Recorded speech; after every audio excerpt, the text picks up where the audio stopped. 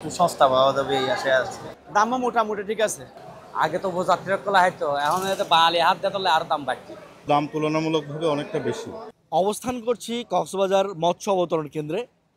মূলত এখান থেকে প্রতিদিন শত শত টন মাছ কেনা বেচা হয়, কক্সবাজারের বাইরে যায় এবং দেশের বাইরেও যায়। আমরা আজকে জেনে নেওয়ার চেষ্টা করবো যে এখানে কি কি মাছ পাওয়া যায়, কোন মাছের দাম কেমন। কথা বলবো ক্রেতাদের সাথে মাছের দাম কেমন এবং কথা বলবো বিক্রেতাদের সাথেও। সে পর্যন্ত আমাদের সঙ্গে থাকুন। মাছ ধরা করার ফলে একসাথে অনেকগুলো মাছ না পাওয়া যায়, যাতে ফ্রেশ এবং সস্তা। অন্যান্য খুচরা বাজারে একটু এর চেয়ে দাম হয়।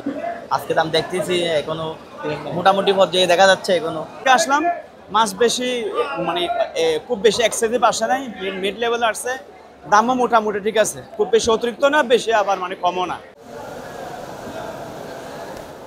তেলেপুয়া, ফাইসা মাছ, বাইটা মাছ, ইলিশ, চান্দা মাছ, কালো চান্দা, বাইল মাছ, এগুলো ওটা আর কি।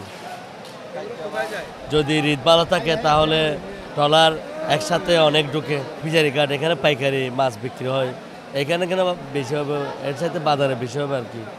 তেলেপুয়া দাম 600 টাকা, পাইসা মাছ 300 টাকা, আর ইলিশের দাম আপনার 500 হইতে 500-600, ওটা 1000-1200 টাকা।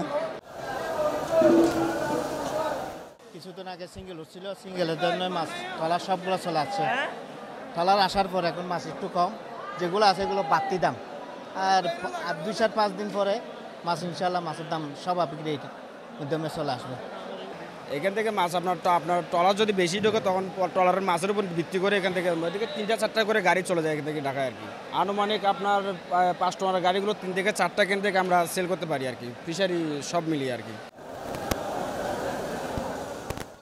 শাপলা পাতা আপনার এগুলো হাঙর বলে, ওগুলো বড় হাঙর, এটা ছোটো হাঙর। আর এগুলো আছে পিতাম্বরী, ভিন্ন জাতের হাঙর আছে আপনার। পাতা মাছ, এই ছোটো পাতা, বাইলা মাছ, পুটকা, এগুলো কিন্তু সাগরে মাছ ধরা নিষিদ্ধ করছে এগুলো। তবুও জালের মধ্যে পড়ে যায়। এগুলো যদি ফেলে দিলে, সাগর থেকে ফেলে দিলে সাগর দূষিত হয়ে যাবে, ওই জন্য নিয়ে আসে। এগুলো আমরা উপজাতিরা খাই। এখানে আসছি বেসিক্যালি মাছ কেনার জন্য।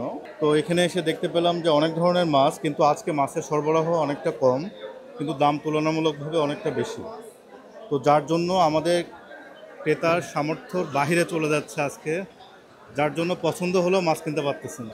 আগে তো যাত্রীরা কলা হয়তো এখন বাঙালি হাত দিয়ে আর দাম বাড়ছে। আর যদি মনে হয় বাঙালি হাত দিয়ে মাছ মধ্যে বাঙালির মধ্যে মনে হয় এটা হাইপের মতো বেগিন হয়ে কাটা ছাড়া মাছ বেগিন। এখন বাচ্চা কলা হাইতারে বাঙালি আর বুড়া মানুষ হাইতারে কাটা নাই দিয়ে কলাই। এগুলো কিন্তু সাগরে মাছ ধরা নিষিদ্ধ করছে এগুলো, তবুও জালের মধ্যে পড়ে যায়। এগুলো যদি ফেলে দিলে, সাগর থেকে ফেলে দিলে সাগর দূষিত হয়ে যাবে, ওই জন্য নিয়ে আসে। এগুলো আমরা উপজাতিরা খাই।